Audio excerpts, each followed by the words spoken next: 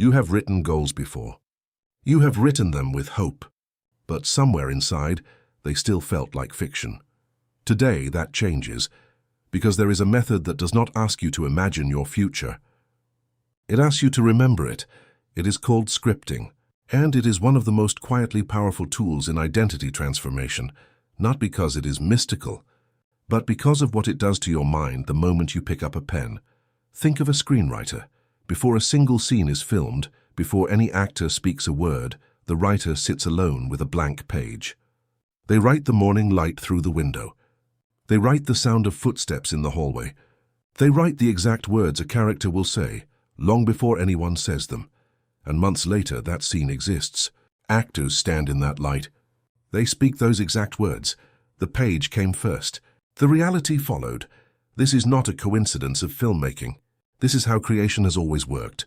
Word becomes structure. Structure becomes experience.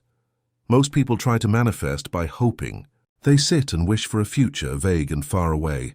Scripting is different. You do not write what you hope will happen. You write what already happened in detail, as if you are remembering a Tuesday from last year. You wake up. You already know what you will wear. You already know who will text you and what they will say. You already know how it will feel to walk into that room, knowing you belong there. This is not pretending. This is recall, pointed at the future instead of the past. And the moment you understand this difference, something shifts. You stop asking for permission. You start writing the memory of a life you have already decided to live. There is no waiting in this approach. No checking if you deserve it yet.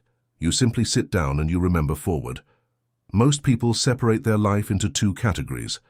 What is real and what is imagined? Scripting blurs that line on purpose because your subconscious mind was never designed to know the difference. It does not check facts. It does not ask for proof. It simply absorbs whatever you feed it with enough emotional detail and begins building toward it. So when you write your future like it has already happened, you are not lying to yourself. You are giving your subconscious a memory to work from, a direction, a destination it now believes is already familiar. This is the real secret behind scripting. It was never about decorating a fantasy with pretty words. It was always about installing a memory your mind had not lived yet, so it could start building toward it immediately. Athletes have known a version of this for decades. Long before anyone called it manifestation, a gymnast closes her eyes before a routine. She does not think about the routine. She performs it in her mind, movement by movement, landing by landing. Her heart rate rises slightly. Her muscles twitch, as if her body cannot tell the difference between the imagined routine and the real one, because it cannot. Pilots train the same way. Long before they sit in a real cockpit during an emergency, they rehearse it mentally again and again, until their hands know what to do before their mind has to think. This is not motivation. This is not positive thinking. This is rehearsal at the level of the nervous system. Scripting works on the same principle. When you write your future in vivid, sensory detail, your mind does not file it under fantasy. It files it under experience. The conversation you script with someone who once doubted you. The way your body will feel walking into a place you once felt unworthy of. The calm in your voice when you finally say the thing you used to be afraid to say. Each time you write it, you are not hoping.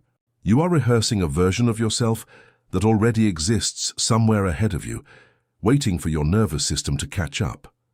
This is why scripting feels different from journaling about your day. Journaling looks backward. Scripting builds forward, using the same emotional machinery your mind uses to store real memories. There is a reason vividness matters more than length. One paragraph, written with real sensory detail, the smell of the room, the sound of a specific voice, the exact words spoken, will do more for your nervous system than 10 pages of vague wishing, because detail is what convinces the subconscious mind that this memory is real, not the size of the writing, the texture of it. And you do not need to write a new script every single day. You can return to the same one. Read it slowly. Let your body remember it again. Each time you do, the memory settles a little deeper. The way a path through grass becomes a trail, not because it was walked once, but because it was walked again and again, until it became the obvious way to go. There is a strange experience some people describe. They find an old journal entry, written years earlier, and somewhere in it, almost forgotten, is a description of a life that sounds exactly like the one they are living now, the job they have today, the way the kitchen looks in the morning. Even the specific feeling of finally being at peace. They do not remember writing it with that much detail. But there it is in their own handwriting, written long before any of it was true. This is not magic. It is evidence of something, quieter and more reliable than magic. The mind moves toward whatever it has already rehearsed as familiar, and scripting is simply the practice of making your desired future familiar on purpose. Before life catches up to it, you are not begging for a different life. You are writing the version of you who already lives there, and letting your present self slowly grow into those words. This is why scripting demands honesty, not decoration. You do not write what sounds impressive. You write what feels true the moment you read it back, even if your current circumstances have not caught up yet. You write the small details, the exhale after good news, the quiet confidence in your own voice, the way certain rooms no longer feel intimidating because you have already lived in them on paper. Slowly, something inside you stops treating that future as distant. It starts to feel inevitable, and inevitability is not arrogance. It is the natural result of a mind that has rehearsed a future so many times. It no longer remembers it as separate from the present. You are not writing fantasy. You are writing memory in advance. And once your mind accepts it as memory, it quietly begins making it true. Not loudly, not overnight, but the way a season changes, so slowly you cannot name the exact day it happened. Only that one morning you wake up, and you are already living inside the words you once wrote with trembling hands, wondering if you were allowed to want that much. You were always allowed. You simply had not remembered it yet. Most people have already tried something like scripting before.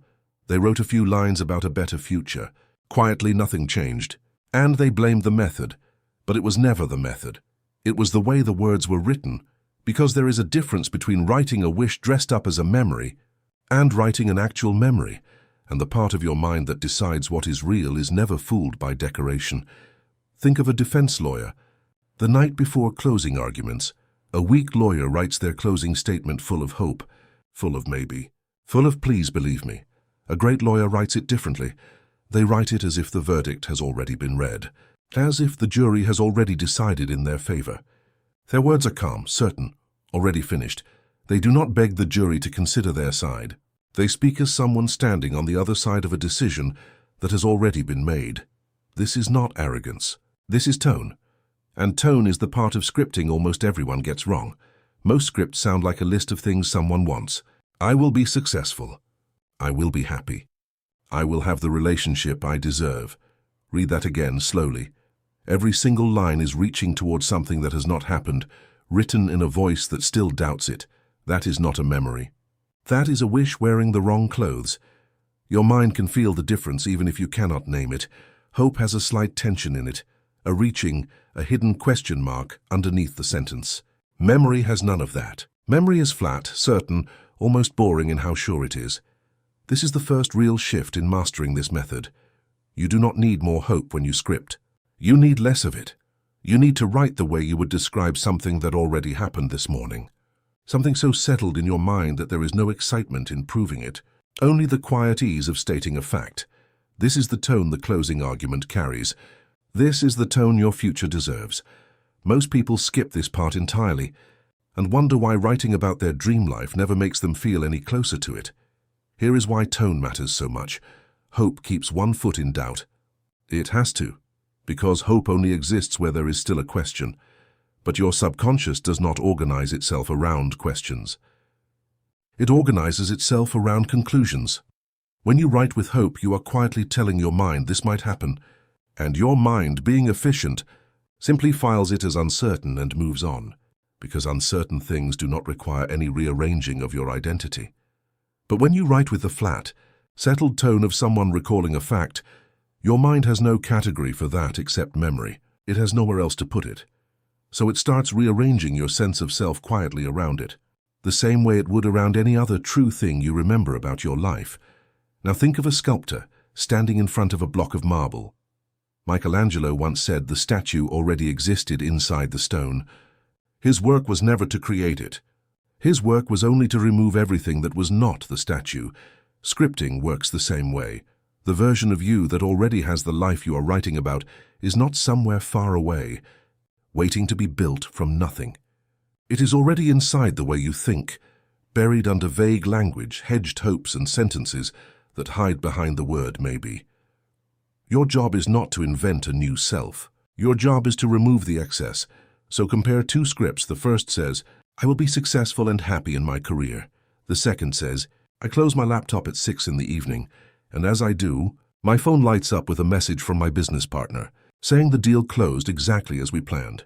I feel my shoulders drop, the particular kind of tired that only comes after something good finally lands."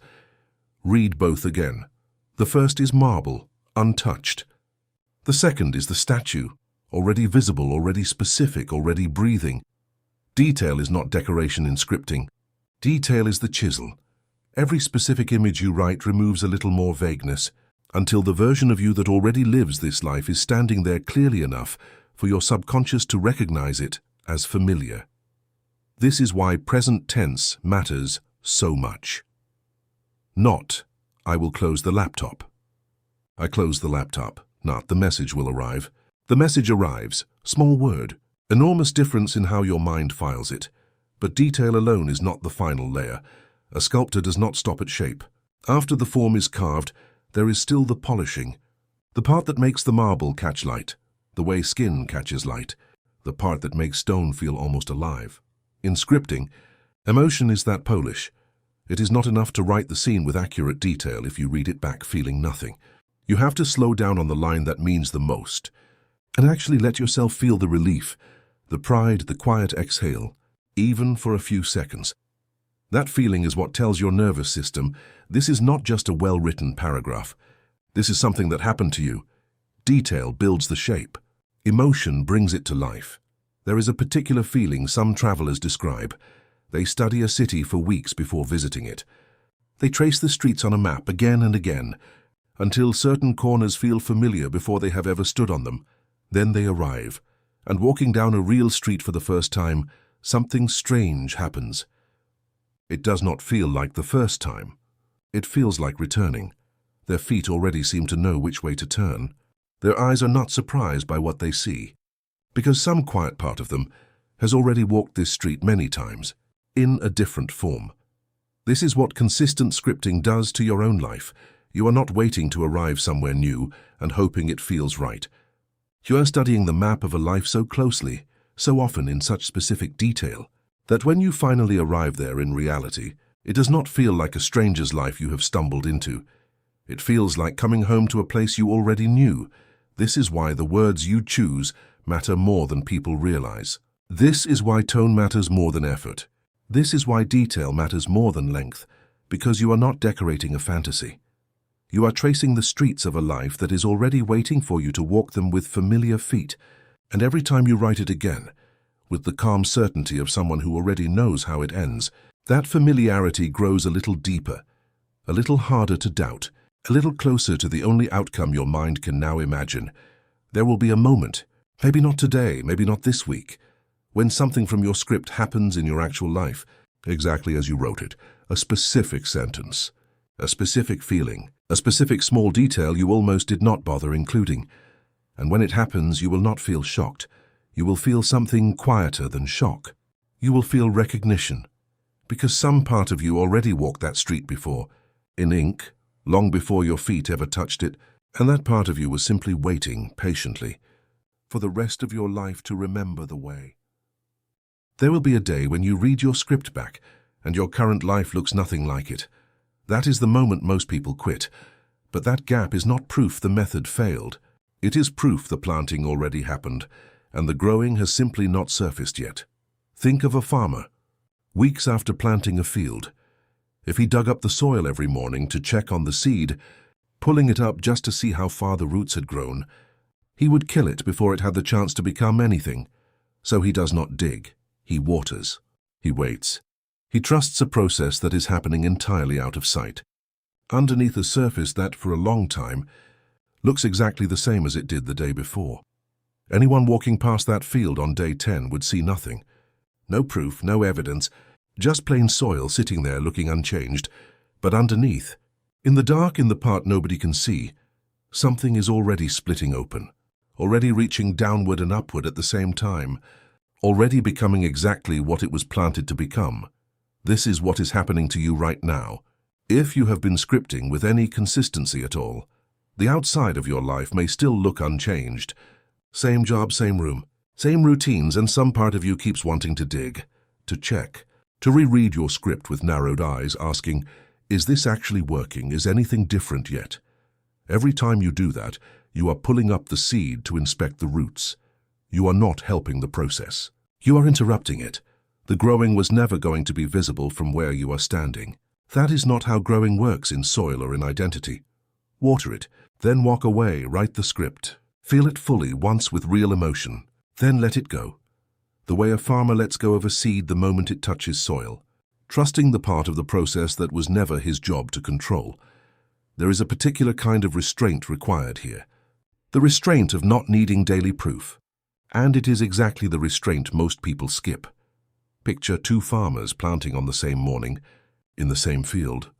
One checks his soil every single day, anxious, certain that nothing is happening simply because he cannot see it. By the end of the season, his field is full of disturbed, broken ground and very little actually grew. The other waters on schedule and otherwise leaves the soil alone, trusting what he cannot see. By the end of the same season, his field is full and quiet and exactly what he planted. Same seeds, same soil, same sky above them. The only difference was what each man did with his hands once the planting was finished. Now think of a photograph, still inside a darkroom, sitting in a tray of developing fluid. For a while, the paper looks blank, pale, almost nothing on it. But an image is already there, embedded in the chemistry, waiting. If someone impatient walks in and switches on the light too soon, certain it will help them see the picture faster. They do not get to see it sooner. They ruin it completely. The image is overexposed, burned, gone, before it ever had the chance to fully form.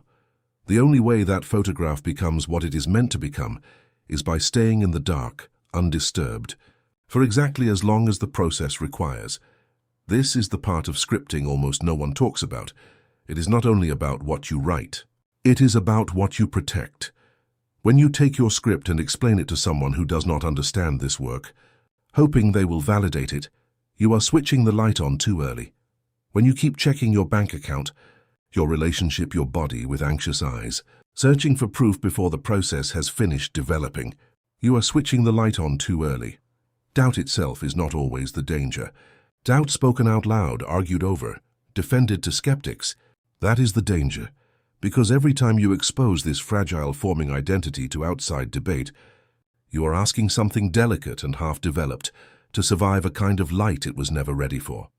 Let your script stay in the dark for a while. Not because you are hiding it out of shame, but because some things are only able to finish becoming themselves in private, the same way a photograph needs its tray, and a seed needs its soil undisturbed, unquestioned, simply allowed to keep developing. This does not mean you can never speak of it. It means you choose carefully who stands in the room while it is still developing.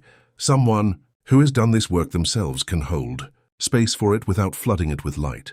Someone who has never believed in anything they could not already see will almost always reach for the switch. Not out of malice, but because uncertainty makes most people uncomfortable, and demanding proof is the easiest way to ease it. You do not owe anyone an explanation for a photograph that has not finished developing. There is a particular point in a caterpillar's life where it stops being a caterpillar and has not yet become a butterfly inside the chrysalis. Something strange happens. The caterpillar does not slowly grow wings while keeping its old shape. It dissolves. Its old structure breaks down almost completely into a kind of formless liquid, and from that formlessness, an entirely new structure begins to organize itself. Built from cells that were present in the caterpillar all along, but never activated, never needed until this exact moment. From the outside, the chrysalis looks still, quiet, almost lifeless, but it is the most active period of the entire transformation. You have been doing something similar. Every time you sit down and write your future, as if it already happened, you have been dissolving an old version of identity, one sentence at a time. The version that doubted, that hedged, that needed proof before it would believe anything. And in that same quiet, undramatic process, something new has been organizing itself underneath, built from parts of you that were always there, just never activated, never required, until you gave them a reason to be. This is why nothing outside has to change yet, for something real to already be happening inside you. The chrysalis does not announce its progress. The seed does not narrate its growth. The photograph does not glow brighter the closer it gets to finished. These things simply do the quiet work of becoming, in private, on their own timeline. And one day, without performance, without warning, the proof simply appears, fully formed, as if it had always been there. You are allowed to stop digging now. You are allowed to trust the dark room you cannot see into.